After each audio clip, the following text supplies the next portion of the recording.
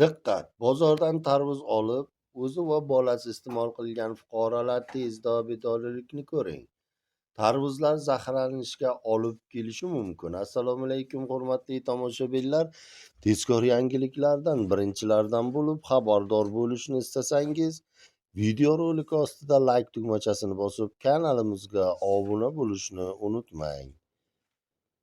Oxirgi paytlarda jinsiy faollik susayganmi?